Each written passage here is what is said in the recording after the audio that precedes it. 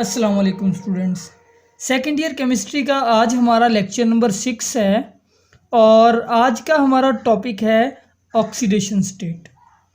Oxidation state से मुराद ये है कि charge on an atom in compound. एक कंपाउंड के अंदर कोई भी एटम मौजूद है, उस एटम के ऊपर आपने चार्ज बताना है विद साइन उस चार्ज का, यानी ये भी बताना है वो पॉजिटिव चार्ज है या नेगेटिव चार्ज है। एक एग्जांपल आपको देता हूँ। आपको नमक का पता है ना, NaCl का। अब NaCl आपको अच्छे तरीके से पता है कैसे बनता है। आपने पढ़ा हुआ है कि सोडियम अपना एक इलेक्ट्रॉन क्लोरीन को दे देता है, तो यूं सोडियम के ऊपर चार्ज आ जाता है +1 और क्लोरीन के ऊपर आ जाता है -1। अब यही जो NaCl के अंदर Na है, इसकी ऑक्सीडेशन स्टेट है +1, जो क्लोरीन है उसकी ऑक्सीडेशन स्टेट हो गई -1। यानी आयनिक कंपाउंड जो है हमें इजीली पता चल जाता है कि उसके अंदर जो एटम्स हैं उनकी ऑक्सीडेशन स्टेट क्या है। एक और एग्जांपल देता हूँ। एक मॉलिक्यूल है जी BeCl2। BeCl2 ये भी एक आयनिक कंपाउंड है। अब इसके अंदर बेरिलियम की ऑक्सीडेशन स्टेट क्या है? सिंपली बेरिलियम जो है इसमें से 2 इलेक्ट्रॉन निकल के क्लोरीन जो है वो उसको एक्सेप्ट कर लेता है। 2 इलेक्ट्रॉन बेरिलियम से रिमूव हो गए तो बेरिलियम की ऑक्सीडेशन स्टेट हो गई 2+, और क्लोरीन जो है उसकी ऑक्सीडेशन स्टेट हो गई यहाँ पे भी एक्चुअली -1 नहीं, क्योंकि BeCl2 का फार्मूला यूँ बनता है, Be है और इसके दोनों साइडों पे 2 क्लोरीन है। यानी ये बेरिलियम जो है अपना एक इलेक्ट्रॉन इस क्लोरीन को दे देता है और एक दूसरे को, तो यूं क्लोरीन पे चार्ज आ गया, पूरा -1 और बेरिलियम पे आ गया +2। ये ऑक्सीडेशन स्टेट हो गई। अब हम बात करते हैं कि हम आयनिक कंपाउंड और कोवेलेंट कंपाउंड की ऑक्सीडेशन स्टेट में फ़र्क कैसे कर सकते हैं। आयनिक कंपाउंड की ऑक्सीडेशन मालूम करने के लिए ये डेफिनेशन याद रखें कि आयनिक कंपाउंड अगर आपके पास कोई भी हो, उसके अंदर जो एटम्स है उनकी ऑक्सीडेशन स्टेट आप कैसे मालूम करेंगे? Actually usually number of electron lost और गेन्ड बाय एटम। कोई एटम जितने इलेक्ट्रॉन लॉस करेगा या गेन करेगा आयनिक कंपाउंड में, वही उसकी ऑक्सीडेशन स्टेट होगी। जैसे मैंने ये आपको 2 एग्जांपल दी, एक NaCl की दी और दूसरी एग्जांपल BeCl2 की दी। ठीक है, यानी कि आपको बता दिया मैंने कि सोडियम ने एक इलेक्ट्रॉन जो है ये लॉस्ट किया, तो लॉस्ट करने के बाद इसकी ऑक्सीडेशन स्टेट +1 हो गई। मैं यहाँ पे आपको एक ट्रिक बताता हूँ। आयनिक कंपाउंड अगर आपके पास कोई आ जाए, आपने उसकी ऑक्सीडेशन स्टेट मालूम करनी हो, कैसे मालूम कर सकते हैं? मसलन ये एक कंपाउंड है जी हमारे पास, इसका नाम है AlCl3। अब ऑक्सीडेशन स्टेट निकालनी है। अगर आपके पास 2 एलिमेंट वाला कोई भी आयनिक कंपाउंड है, अब ये एक आयनिक कंपाउंड है, ऑक्सीडेशन स्टेट बहुत निकालनी आसान है। एक्चुअली ये जो Al है इसके नीचे जो नंबर लिखा हुआ है उसको देखें, यहाँ पे कुछ नहीं लिखा, इसका मतलब 1 है। एल्यूमिनियम का 1 एटम है, क्लोरीन के कितने हैं? 3 एटम है, क्लोरीन के नीचे 3 लिखा हुआ है, तो ऑक्सीडेशन स्टेट आपने उलट लिखनी है। यानी ये जो 3 क्लोरीन के नीचे है इसको एल्यूमिनियम के नीचे कर दें, ऊपर कर दें, और ये जो 1 है ये क्लोरीन की ऑक्सीडेशन स्टेट है। अब चार्जेस लिखने हैं आपने, साइंस लिखने हैं, तो हमेशा जो एटम पहले आए उसके ऊपर पॉजिटिव चार्ज होता है, बाद वाले के ऊपर नेगेटिव चार्ज। इसी तरह से आप कोई और भी एग्जांपल ले सकते हैं। ये 2 और आयनिक कंपाउंड है, NaF और BeF2। इनकी निकाल के देखिए ऑक्सीडेशन स्टेट, बहुत आसान। यहाँ पे भी 1 है, यहाँ पे भी 1, इसका मतलब है इसकी ऑक्सीडेशन स्टेट +1, इसकी -1। अब यहाँ पे BeF2, तो 2 जो है ये बेरिलियम की ऑक्सीडेशन स्टेट हो गई, Be2+, और फ्लोरीन की -1 ऑक्सीडेशन स्टेट हो गई। इसके बाद हम बात करते हैं कोवेलेंट कंपाउंड की ऑक्सीडेशन स्टेट कैसे निकाली जाती है। कोवेलेंट कंपाउंड की जो ऑक्सीडेशन स्टेट है ये एक्चुअली हमें पता चलती है डिफरेंस ऑफ इलेक्ट्रोनेगेटिविटी से। 2 एटम जो आपस में बॉन्ड बना रहे हैं, आपको उनकी इलेक्ट्रोनेगेटिविटी का पता होना बहुत ज़रूरी है, तभी आप ऑक्सीडेशन स्टेट निकाल सकते हैं, वरना नहीं। मिसाल के तौर पे हाइड्रोजन और ऑक्सीजन, ये दोनों जब आपस में कोवेलेंट बॉन्ड बनाए, कोई कंपाउंड बनाए, तो ये बनाएंगे H2O। अब अगर आपको पता है कि ऑक्सीजन की ऑक्सीडेशन स्टेट अगर आपको पता है कि ऑक्सीजन की इलेक्ट्रोनेगेटिविटी हाई है, तो फिर क्या होगा, पहले तो इसका स्ट्रक्चर बना ले। ऑक्सीजन की इलेक्ट्रोनेगेटिविटी हाई होती है तो ऑक्सीजन इलेक्ट्रॉन यानी कि ये जो शेयर्ड इलेक्ट्रॉन होते हैं इनको अपनी तरफ खींच लेता है, पहले भी मैं बता चुका हूँ। तो ऑक्सीजन पे नेगेटिव चार्ज पार्शियल और हाइड्रोजन पे पार्शियल पॉजिटिव चार्ज। अब ऑक्सीडेशन स्टेट बतानी है। ऑक्सीडेशन स्टेट के लिए आपको पता होना चाहिए इलेक्ट्रॉन कितने शेयर्ड हुए हैं, यानी कि इलेक्ट्रोनेगेटिविटी के डिफरेंस से आपको साइन का पता चल जाएगा, और जितने वो एटम बॉन्ड बना रहा है उससे आपको ये पता चल जाएगा कि जो ऑक्सीडेशन स्टेट है उसका नंबर क्या है। जैसे यहाँ पे ऑक्सीजन ने 2 बॉन्ड बनाए हैं तो ऑक्सीजन की ऑक्सीडेशन स्टेट आप लिखेंगे -2। हाइड्रोजन सिर्फ 1 बॉन्ड बना रहा है तो हाइड्रोजन की लिखेंगे +1।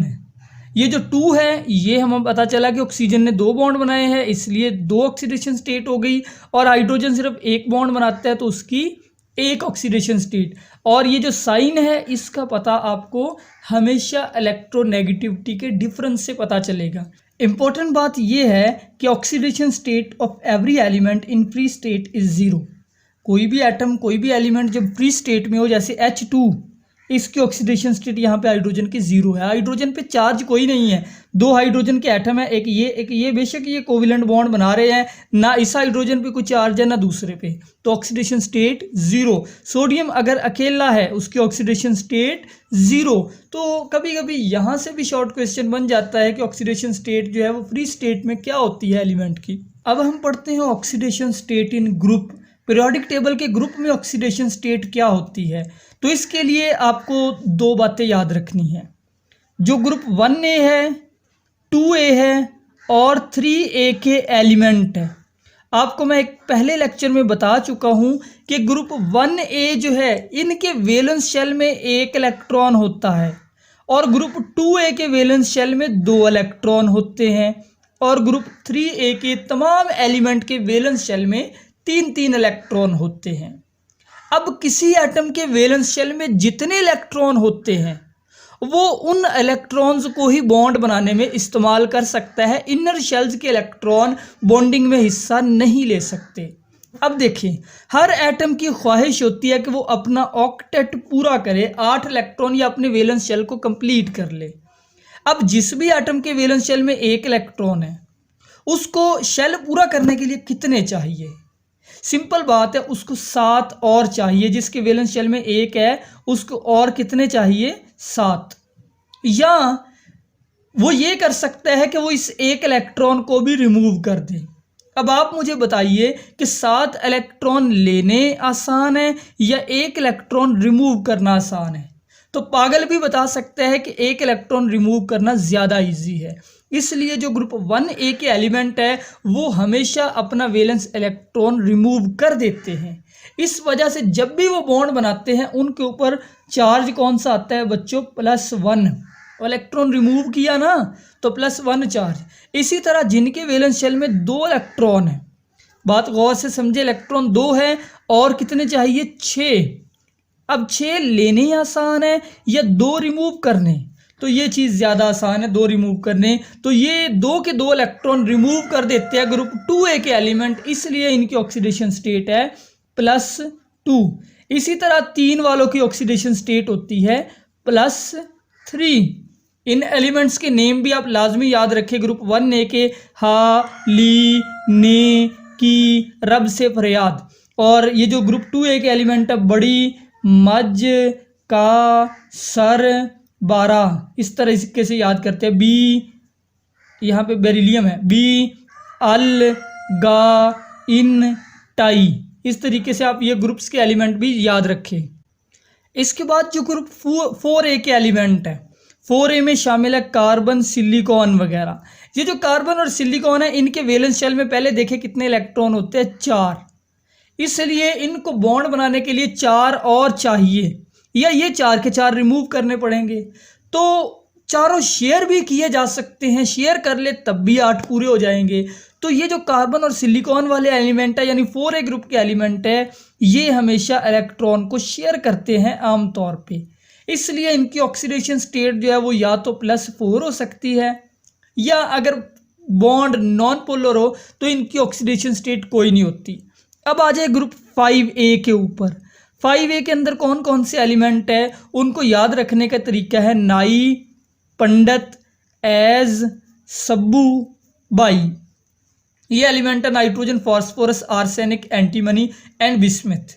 अब इनकी ऑक्सीडेशन स्टेट देखने के लिए आप पहले ये नोट करें कि इनके वैलेंस शेल में 5 इलेक्ट्रॉन है and they need 3 more electron to complete their octet. अगर इनको 3 मिल जाए, 5 + 3 8 पूरे हो जाते हैं। अगर ये 3 इलेक्ट्रॉन को एक्सेप्ट कर लें फिर इनकी ऑक्सीडेशन स्टेट बनेगी -3। ऐसे ही है ना, 3 इलेक्ट्रॉन एक्सेप्ट किए तो -3। अगर एक दूसरी पॉसिबिलिटी भी है, ज़्यादातर की इनकी ऑक्सीडेशन स्टेट यही होती है -3, जैसे नाइट्रोजन की -3 ही होती है। नाइट्रोजन 3 बॉन्ड बनाता है, आप अमोनिया में देख लें 3, नाइट्रोजन इस तरीके से 3 बॉन्ड बनाता है हाइड्रोजन के साथ और नाइट्रोजन पे चार्ज होता है -3। ये एटम कभी कभी ये भी कर सकते हैं कि ये 5 के 5 इलेक्ट्रॉन रिमूव कर दें। है थोड़ा मुश्किल लेकिन कर सकते हैं। इसलिए अगर ये 5 के 5 इलेक्ट्रॉन रिमूव कर दें तब इनकी ऑक्सीडेशन स्टेट आ जाएगी +5। यानी ये 2 ऑक्सीडेशन स्टेट शो करते हैं, +5 या फिर -3। ये जो +5 ऑक्सीडेशन स्टेट है ये कभी कभी फॉस्फोरस शो करता है। जैसे एक कंपाउंड है PCl5, आप PCl5 में देखें तो फॉस्फोरस की ऑक्सीडेशन स्टेट +5 है ना, ऐसे ही है ना, और क्लोरीन की -1 है, तो मतलब दोनों ऑक्सीडेशन स्टेट शो कर सकते हैं। अब आ जाए जी ग्रुप 6A के एलिमेंट्स के ऊपर। 6A में कौन कौन से एलिमेंट है, ऑक्सीजन है, सल्फर है, पर सेलेनियम भी होता है, टेलिनियम भी होता है, पोलोनियम भी होता है। हम मेनली इन 2 एटम्स की बात करेंगे, ये ज़्यादा इंपॉर्टेंट है। 6A ग्रुप के एलिमेंट्स के वैलेंस शेल के अंदर इलेक्ट्रॉन होते हैं टोटल 6। ऑक्टेट कंप्लीट करने के लिए दे रिक्वायर 2 मोर इलेक्ट्रॉन। अगर 2 इलेक्ट्रॉन ये एक्सेप्ट कर ले तब इनकी ऑक्सीडेशन स्टेट क्या बनती है, -2 एक्सेप्ट कर लिए -2।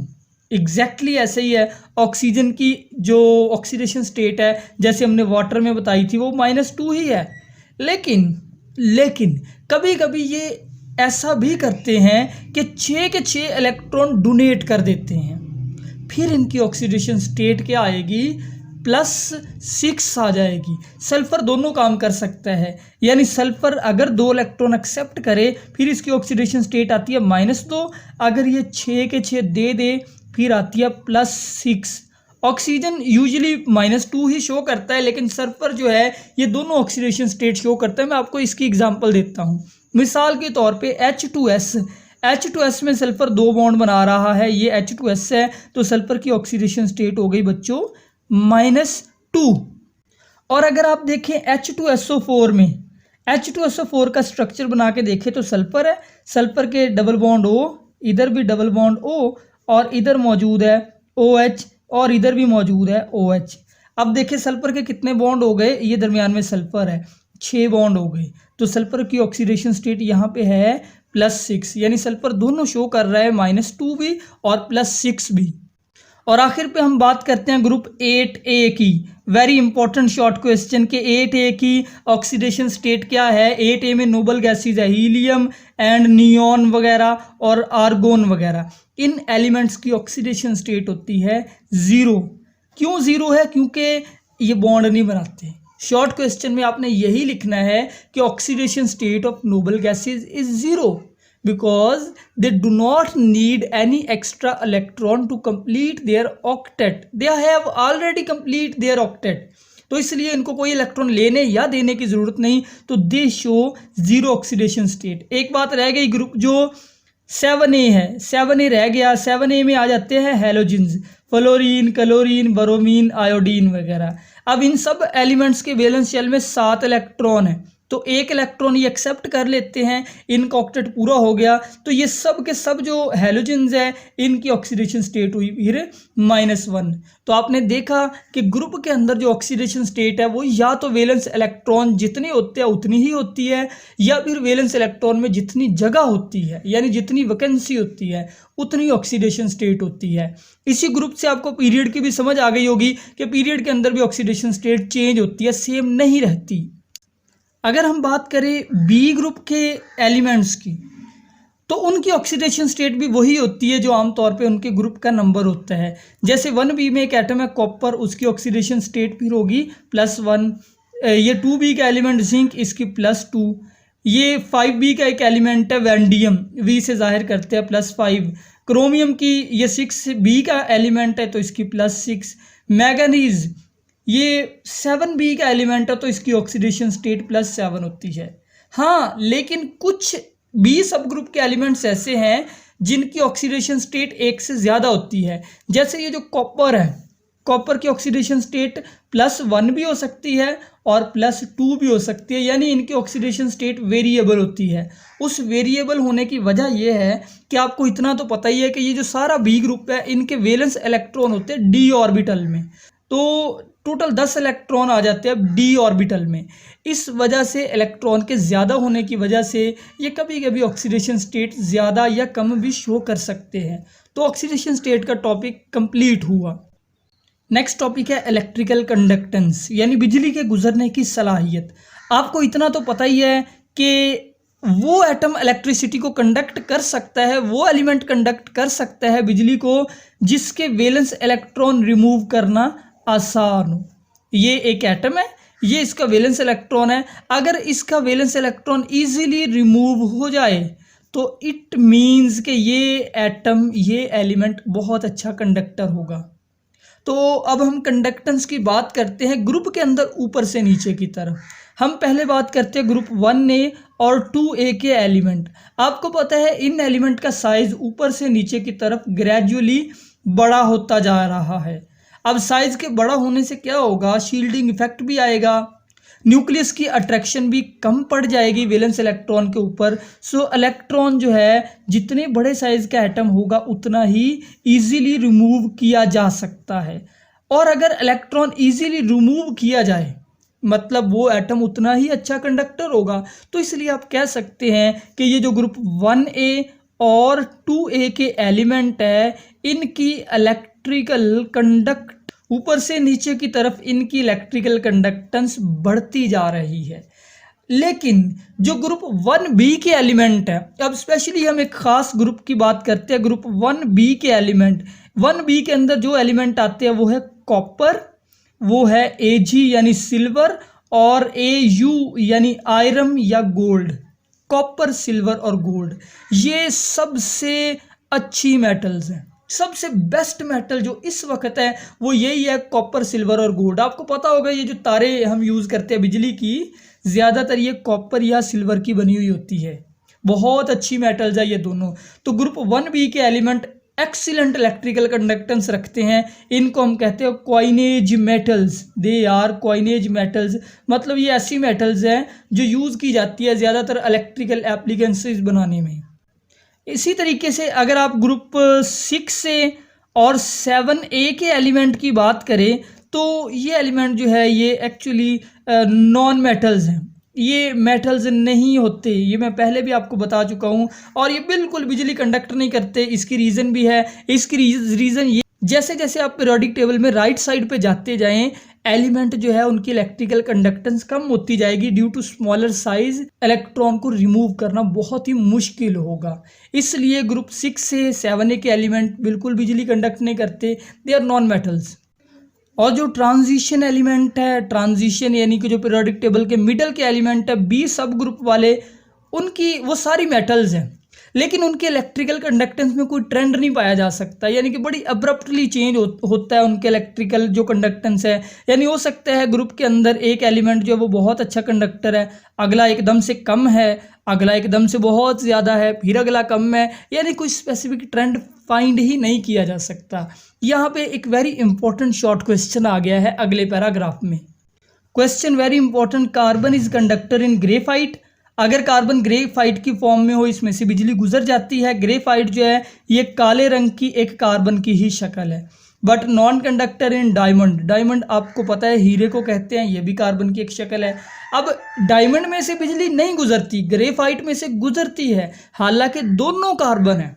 इसकी रीज़न आपने बतानी है। इसकी रीज़न ये है कि ये जो ग्रेफाइट है इस ग्रेफाइट के अंदर जो कार्बन होते हैं, उन कार्बन के अंदर जो इलेक्ट्रॉन होते हैं, जो 1 इलेक्ट्रॉन होता है उस कार्बन के साथ, हर कार्बन के साथ जो 1 इलेक्ट्रॉन है वो बड़ा फ्री होता है, या आप यूँ कह ले वो लूज सा है, वो इजीली रिमूव हो जाता है। तो इस वजह से जैसे ही आप ग्रेफाइट के साथ बिजली की तार जोड़ेंगे, ये जो लूज इलेक्ट्रॉन है ये क्या करेगा, ये रिमूव हो जाएगा और यही इलेक्ट्रिसिटी को कंडक्ट करेगा। दूसरी तरफ जो डायमंड है, इसके अंदर no free electron is available, सारे इलेक्ट्रॉन बड़े टाइटली बॉन्ड होते हैं कार्बन के साथ, तो फ्री इलेक्ट्रॉन नहीं है, इसलिए डायमंड नॉन कंडक्टर हो गया और ग्रेफाइट कंडक्टर हो गया। अगला टॉपिक आज हम पढ़ेंगे हाइड्रेशन एनर्जी। हाइड्रेशन नाम से समझ आ गई कि पानी, वाटर को कहते हैं। सो एनर्जी एब्जॉर्ब्ड और evolved when 1 mole of gaseous आइन, कोई भी एटम है उसके गैसियस आइंस है, वो आइंस की सूरत में है, डिजॉल्व इन वाटर, जब उसके 1 मोल को आप पानी में हल करेंगे, जो एनर्जी चेंज, जितनी एनर्जी रिलीज हुई या एब्जॉर्ब हुई वो हाइड्रेशन एनर्जी है उस गैसियस आइन की।